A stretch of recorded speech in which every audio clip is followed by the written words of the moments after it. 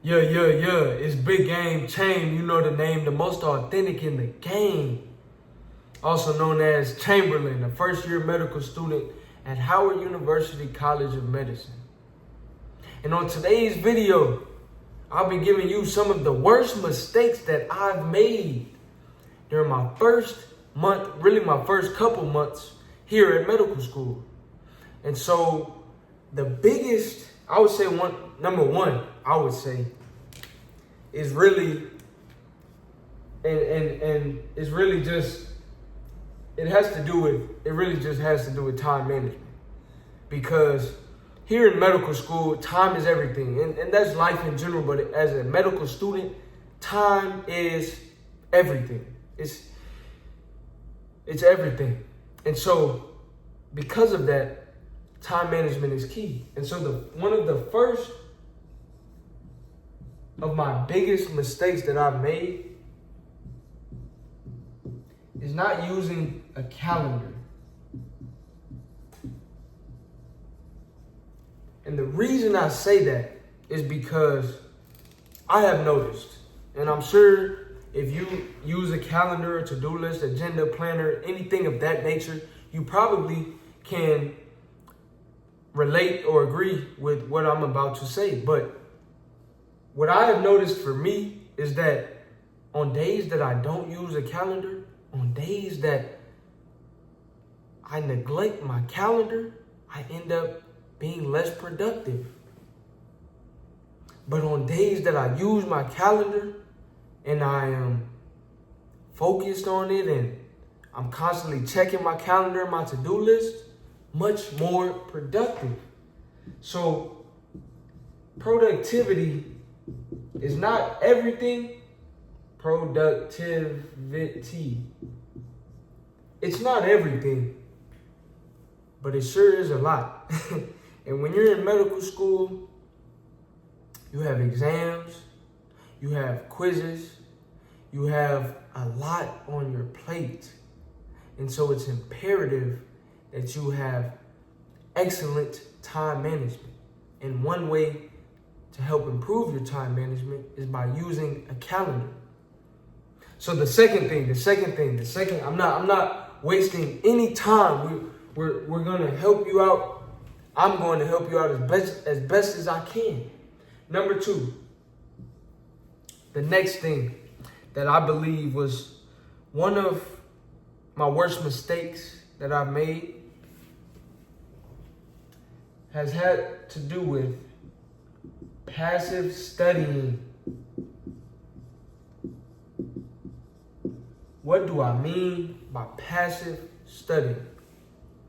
Passive studying includes a passive manner of reviewing your notes. So just looking at the PowerPoint slides, just reading a summary of the information, just reading the textbook, but not reading and grasping and slowing down to fully comprehend, but just reading, just passing through the information. That's a passive studying method. And the reason I say that this is a mistake that I have made, because the reason I say that is because on exams and quizzes that I have done better on, those were the exams and quizzes that I used the opposite of passive studying. Those were the exams and quizzes that I used active studying, and what I like to call active recall methods. So some of the active recall methods include writing out a mind map. Some people would say a brain dump, but it's using a whiteboard, a dry erase board, to help you write out what you know about a topic. It's also talking things out. So sometimes, even if you don't have a study partner, you can utilize study groups and group studying, but if you are like me and you prefer individual studying and studying alone, you can still talk things out loud. So if you know that you are studying skeletal muscle, you can talk things out loud. What are some components of skeletal muscle? How can I compare and contrast skeletal muscle with smooth muscle or cardiac muscle? What may I find in skeletal muscle that I may not find in smooth muscle, and vice versa? What about cardiac muscle? And you can just talk this out. And if you're able to explain to others within group studying or just talk it out loud, then that means you really know it. But sometimes when you're just passively looking over your notes, you don't really know it. But you may think you know it, but you don't really know it. So active recall has served me well. And on days where I failed to use active recall and instead relied on passive studying, I didn't perform as well as I wanted to. And last but not least, the third mistake that I have made has to do with sleep and not getting enough. Not getting enough sleep. That is terrible. And the reason I say that is you can't pour from an empty cup. And a lot of times your memory from your studying is consolidated during your sleep. And if you neglect your sleep, then you won't be at your best. You won't be able to be your 100% best self when it's time for that exam or that quiz. And these are mistakes that I have made. I have not slept as much as I should have, and then took a quiz and didn't do as good as I wanted to because I didn't get enough sleep. And if you find yourself not having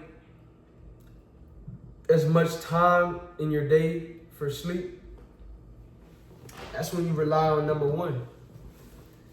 Rely on that calendar, that to-do list, that planner, because it'll help you be more productive. In medical school, in life, time management is essential. You have to be able to manage your time effectively. Try to use as many tools as you can to help you achieve better time management so that you can be more productive, so that later on you'll have more time for sleep. And you make time in your day for your studying, your active recall, your talking things out, group study, individual study. You have to make time for all of that, which requires you to have excellent time management. So these are some of the mistakes that I've made that I don't want you to make in medical school, in college, in high school, graduate school, or just in life. If you want to better your life, be productive. Find ways to optimize your time management through tools such as a calendar, a planner, agenda, to-do list. Also, passive studying is usually not as effective as active recall. And last but not least, you have to get your sleep. Can't pour from an empty cup. You have to get your rest. That way, whenever you are awake, you're fully functional and you're at your optimal self. If you enjoyed this video, like, comment, subscribe. Let me know what you would like to see next, and I will see you all in the next video.